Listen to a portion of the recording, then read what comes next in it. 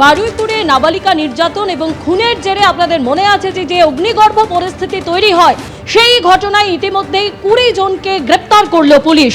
গণপিটুনিতে নিরাপরাধ যুবকের মৃত্যু, ভাঙচুর, অগ্নিসংযোগে ধৃত 20 জন। গণপিটুনি, সরকারি সম্পত্তি নষ্টের অভিযোগে গ্রেপ্তার করা হয়েছে 20 জনকে।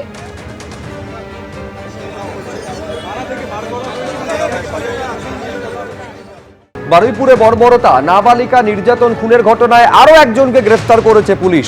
বারুইপুর থানার স্পেশাল অপারেশন টিম ও এসটিএফ এর জালে কবির মোল্লা। বসিরহাট এলাকা থেকে গভীর রাতে এই চতুর্থ অভিযুক্তকে গ্রেফতার করেছে পুলিশ। বারুইপুর কাণ্ডের পর থেকে পালিয়ে বেড়াচ্ছিল কবির মোল্লা। আগে ধৃত 3 জনকে জেরা করে কবির মোল্লার হদিশ পায় পুলিশ। নির্যাতন এবং খুনের ঘটনায় ধৃতের সংখ্যা বেড়ে দাঁড়ালো 4। ধৃতকে জেরা করে আরো তথ্য পাওয়ার চেষ্টা চালাচ্ছেন তদন্তকারীরা।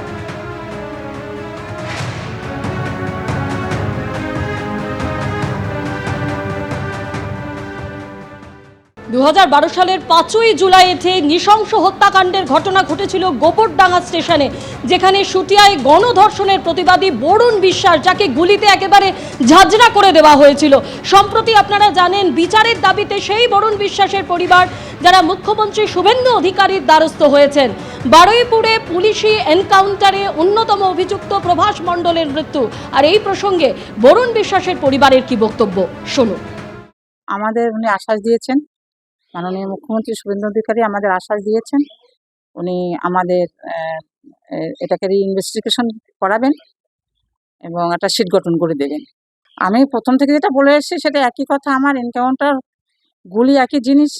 আমার ভাইকে গুলি করে মারা হয়েছে, আমার ভাইকে যেমন খুন করা হচ্ছে তাদের সেইভাবে গুলি করা হোক। পুলিশের গুলিতে মৃত্যু হলো ধৃত এক অভিযুক্তের। পুলিশের এনকাউন্টারে মৃত্যু নাবালিকা নির্যাতন খুনে অন্যতম ধৃত প্রভাস মণ্ডলের। ঘটনার পুনর্নির্মাণের সময় পালানোর চেষ্টা করেছিল প্রভাস, এমনকি পুলিশের বন্দুক ছিনিয়ে সে গুলি চালায়। পাল্টা পুলিশ গুলি চালালে মৃত্যু হয় প্রভাস মণ্ডলের।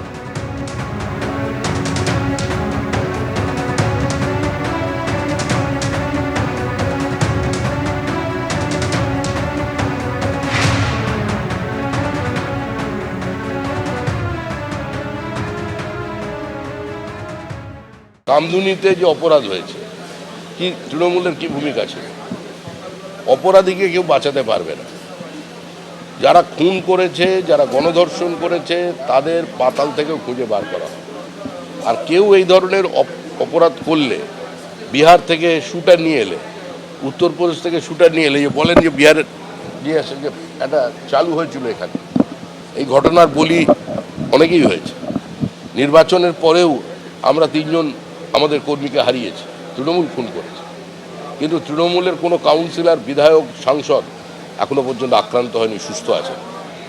আমরা চাইলে পরিস্থিতি অন্যরকম হতে পারতো, এবং চাইলে তখন পরিস্থিতি অন্যরকম হতে করে দেওয়া যেতে পারে। সেটা মানুষও বোঝে, তৃণমূলও বোঝে।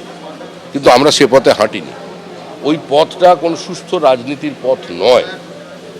কিন্তু অপরাধীদের স্থান হয় জেলের ভেতরে, আর না হলে আকাশের ওপরে। এনকাউন্টার তো কোনো আইনগত পদ্ধতি নয়। কেউ যদি অভিযুক্ত হয়, কেউ যদি দোষী হয়, তাহলে তাকে আদালতে নিয়ে যাওয়া হোক, আদালত তাকে বিচার করে ফাঁসি দিক। পুলিশ এই সামারি জাস্টিস যে করছে, সেটা পুরোপুরি অন্যায়, নিন্দার যোগ্য। উত্তরপ্রদেশে তো এটা যোগী আদিত্যনাথ তার স্টাইল করে নিয়েছে। আসামেও হচ্ছিল কিছুদিন ধরে, এখন পশ্চিমবাংলায় চলে এলো। এইটাই দুর্ভাগ্যজনক। তৃণমূল কি এই ধরনের অত্যাচারকে সমর্থন করছে? অবশ্য এটাতে আমাদের খুব একটা কোয়েশ্চেন নেই, কারণ 15 বছর ধরে তো তৃণমূল আপনারা এটাই সমর্থন করেছেন। যাদের ধর্ষণ হয়েছে, আমাদের মহিলাদের, তাদেরকে অপমান করা হয়েছে, আমাদের ক্যারেক্টার নিয়ে কাটাছেঁড়া করা হয়েছে। 8টার পর বেরোনো যাবে না, সর্দি কাশির মতো ধর্ষণও একটা জিনিস। রেট বেঁধে দেওয়া হয়েছে, অপমান করা হয়েছে। আপনারা যে এই কথাটা বলবেন, এটাই তো স্বাভাবিক। কিন্তু বাংলার মানুষের জবাব দেবে। কেউ ধর্ষণ করেছে, তাকে ধরা হয়েছে, তাকে ক্রাইম সিনকে দেখাবার জন্য যখন তাকে নিয়ে যাওয়া হচ্ছে, সে চালাকি করে পালাবার চেষ্টা করছে, তখন তাকে মারা হচ্ছে। যারা এই ধরনের ভাবছেন যে পার পেয়ে যাবেন, কেউ জানতে পারবে না, আপনাদের কেউ সাহায্য করতে পারবে না, কেউ বাঁচাতে পারবে না, এটুকু আপনাকে বলে দিচ্ছি। পুলিশের রিভলভার কেড়ে নিচ্ছেন, সেখানে পুলিশ একা নেই, পুলিশের সঙ্গে অনেক পুলিশ আছে যারা সেই ঘটনাটা পরিদর্শন করতে যাচ্ছে, সেটাকে রিকনস্ট্রাক্ট করতে যাবে, অর্থাৎ কেমন করে ঘটনা ঘটেছিল তার তদন্ত করতে যাচ্ছে। সেখানে এক ভ্যানওয়ালা আছে চুল্লুখোর মাদকখোর, যে ধর্ষণ করে খুন করেছে, সে রিভলভার কেড়ে নিল, আবার গুলিও চালালো, পালাতেও গেল, পুলিশে গুলি করতে হলো। পুলিশ কোথায় আমাদের? অথচ সেই লোকটাকে খালি হাতে একটা যুবক দেখছি টিভিতে ধরে নিয়ে যাচ্ছে থানাতে। বলুন, সে স্বীকার করছে মারের আগেই। তাহলে আজকে পশ্চিমবঙ্গের পুলিশটা কোথায় আছে বলুন আমাকে? এই পুলিশ দিয়ে কী করে পশ্চিমবঙ্গের আইন শৃঙ্খলা রক্ষা হবে, এটা আমার কাছে একটা বড় প্রশ্ন। এখন মুখ্যমন্ত্রী আসছেন, মুখ্যমন্ত্রী বলছেন, মুখ্যমন্ত্রীর কথায় এলাকার মানুষ খুশি হচ্ছে, মুখ্যমন্ত্রীর কথাতে এলাকার মানুষ ভরসা রাখছে, এটা খুব ভালো কথা। কিন্তু পাশাপাশি আজকের পুলিশ, সেই পুলিশের দুরবস্থাটা কিন্তু চোখে আঙ্গুল দিয়ে দেখিয়ে দিল। এনকাউন্টার করাটা মানে যে পালাচ্ছে তাকে ডিমোবিলাইজ করবার জন্য পুলিশের একটা অ্যাক্ট আছে, lower portion of the body, সেটা হয়েছে কি না আমি জানি না। সেটা হয়ে থাকলে ভালো, আর না হয়ে থাকলে এটা মোটেই সঠিক পদক্ষেপ না। হ্যাঁ, সে ঘটনা সাংঘাতিক, সমাজটাকে দূষিত করে দেওয়া হয়েছে, কামদুনি থেকেই শুরুটা হয়েছে। হ্যাঁ, তারপরে অনেক ঘটনা ঘটেছে। এই জিনিসগুলো বন্ধ করতে হবে, যা আমাদের সমাজকে দূষিত করেছে সেগুলো বন্ধ করতে হবে। এই সরকারের কাছে সেটা প্রত্যাশা করব। আসামি পালাতে চাইলে তাকে তো ধরতেই হবে, আর সেক্ষেত্রে যদি সে আক্রমণ করতে চায় প্রত্যাঘাত হবে। আর বিরিয়ানি খাওয়ানোর দরকারই বা কী আছে, এদের সরকারি পয়সা, আমরা তো প্রথম থেকেই বলেছিলাম। হ্যাঁ, মানুষ এতেই সমর্থন দিয়েছিল যে সকালে ধরলে বিকেলে খরচ হবে। যদিও এটা অন্য ধরনের ঘটনা, আসামি পালাতে গিয়ে আক্রমণ করতে গিয়ে পুলিশ নিজেকে বাঁচাতে এটা করতে হয়েছে। আজকের অন্যতম বড় খবর, বারুইপুর কাণ্ডে এনকাউন্টার, পুলিশের গুলিতে মৃত্যু ধৃত এক অভিযুক্তের। পুলিশের এনকাউন্টারে মৃত্যু, নাবালিকা নির্যাতন খুনে ধৃত প্রভাস মণ্ডলের। ঘটনার পুনর্নির্মাণের সময় পালানোর চেষ্টায় প্রভাস মণ্ডলের দাবি পুলিশ সূত্রে। পুনর্নির্মাণের সময় এক পুলিশ কর্মীর আগ্নেয়াস্ত্র ছিনতাই করে গুলি প্রভাসের। এক রাউন্ড গুলি চালিয়ে পালানোর চেষ্টা করে ধৃত প্রভাস মণ্ডল। পুলিশ সূত্রে এমনই দাবি করা হচ্ছে, আর এই প্রভাস মণ্ডল পালানোর চেষ্টা করতে পাল্টা গুলি চালায় পুলিশ। গুলিবিদ্ধ প্রভাস মণ্ডলকে বারুইপুর হাসপাতালে নিয়ে গেলে সেখানে মৃত ঘোষণা করা হয়।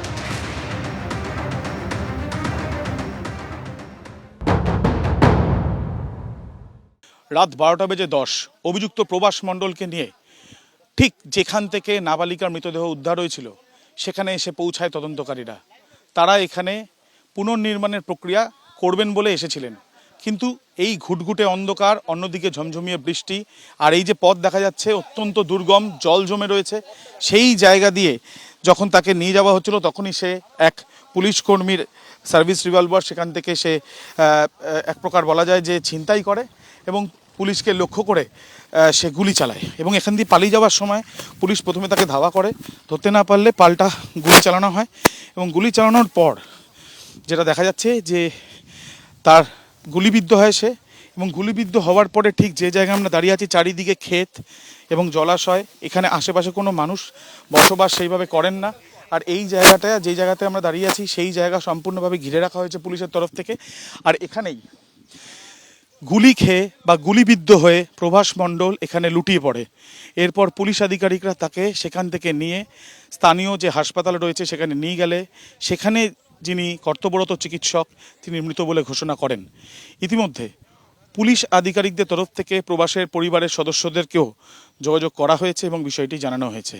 এই ঘটনার পর ময়নাতদন্ত হবে এনকাউন্টারে মৃত্যু হওয়া এই অভিযুক্ত প্রভাস মণ্ডলের। পুলিশের দাবি ঠিক এই পথ ধরেই গুলি চালাতে থাকে প্রভাস মণ্ডল। আর যখন গুলি চালায় তখন ঠিক যে জায়গায় আমরা দাঁড়িয়ে আছি পিছন থেকে তদন্তকারী আধিকারিকরা তারা ধাওয়া করে, কোনো অবস্থায় তাকে ধরা যাচ্ছিল না, ঠিক তখনই তাকে লক্ষ্য করে গুলি চালানো হয়। আর ঠিক এই জায়গাতে লুটিয়ে পড়ে প্রভাস, এবং লুটিয়ে পড়ার পর তাকে এখান থেকে উদ্ধার করা হয়। এই যে পুরো ঘটনা, সেই ঘটনার ইতিমধ্যে পরে সকালবেলা পুলিশ আধিকারিকরা এসে ভিডিওগ্রাফিও করেছেন।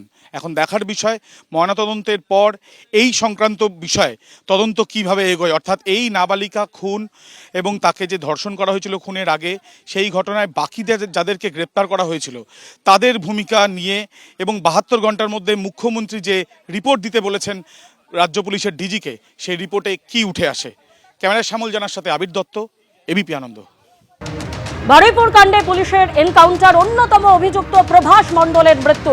আর এদিকে বারুইপুর কাণ্ডে সামনে এসেছে স্থানীয় একটি দোকানের সিসিটিভি ফুটেজ। সেই ফুটেজে দেখা গিয়েছে প্রভাস মণ্ডলকে।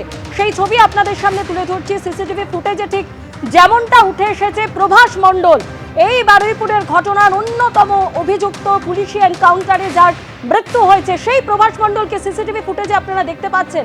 একাধিকবার, কয়েক মিনিটের ব্যবধানে একাধিকবার তাকে যাতায়াত করতে দেখা যাচ্ছে।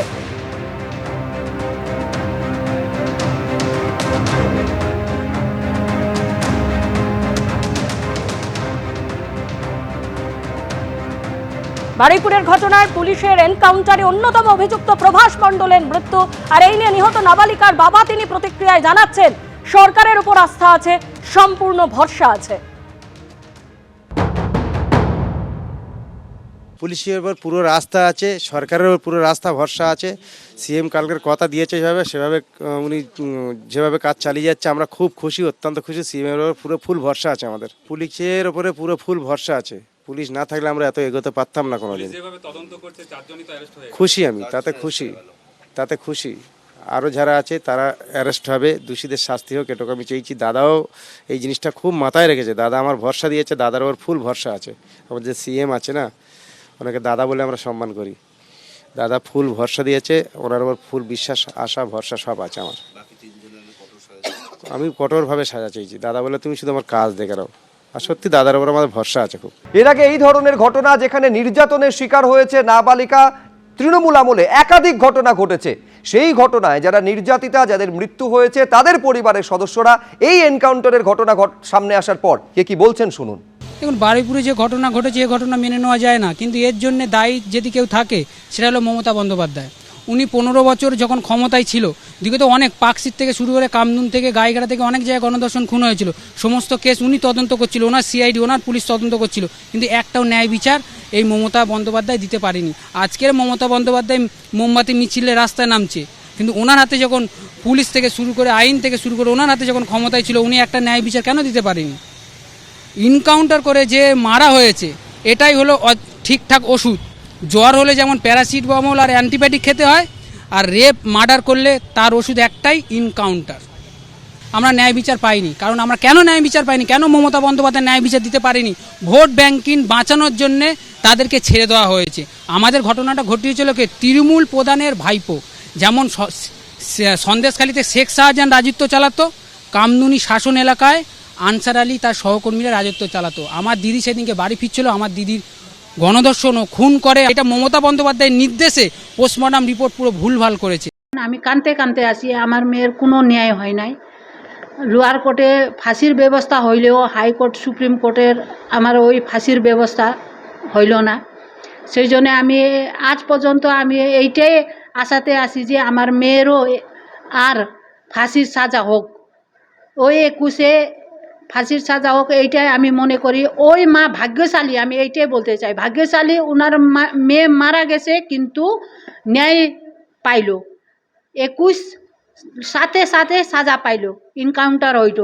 আমার কেসেও মাটিগাড়ার থানার পুলিশ এরকম করতো, আমাকে তখন শান্তি হইতো আমার মনে। হ্যাঁ, আমার মেয়েকে এরকম ধর্ষণ করছে, ওর পরে ও আজকাল নাই, ওরও জীবন হারাইতে হয়েছে, আমি এরকম ভাবতাম।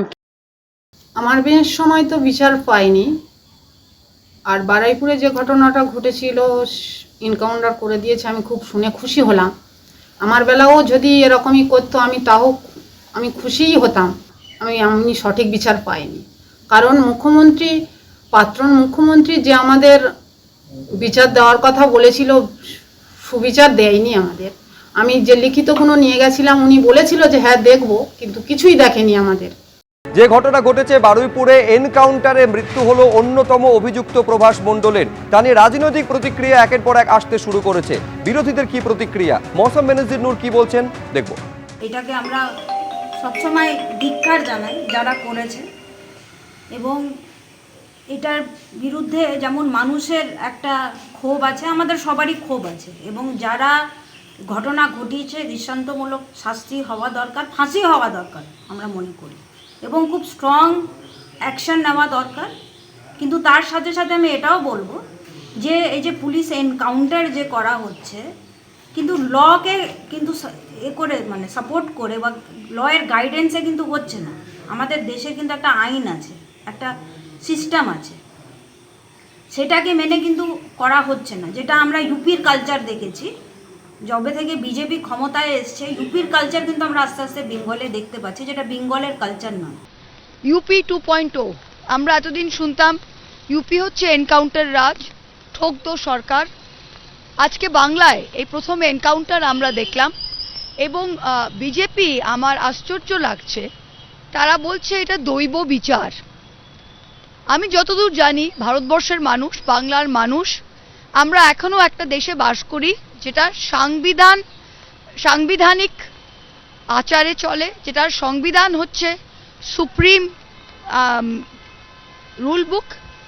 আমরা তো ভগবদ্গীতা, বাইবেল, কুরআনের বিচারে চলি না, আমরা তো কনস্টিটিউশনে চলি, এবং আমরা বিএনএস, বিএনএসএস, আইপিসি, সিআরপিসি যেটা ছিল সেই বিচার ব্যবস্থা, সেই ন্যায় ব্যবস্থায় চলি।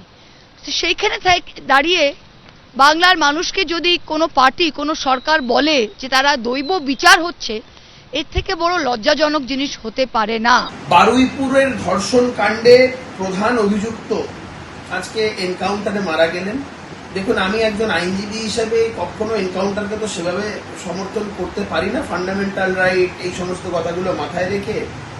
কিন্তু ব্যক্তি হিসাবে কথা বলতে পারি যে পশ্চিমবঙ্গে আজকে একটা নতুন দৃষ্টান্ত স্থাপন হলো যে এই প্রশাসন দুর্বল প্রশাসন নয়, এই প্রশাসন কোন রকম কাউকে রেয়াত করার মতন প্রশাসন নয়। প্রধান অভিযুক্ত বন্দুক ছিনতাই করে পালাতে যাবেন আর প্রশাসনের লোকেরা রসগোল্লা ছুড়বে, তো এই পদ্ধতিতে প্রশাসন চলবে না।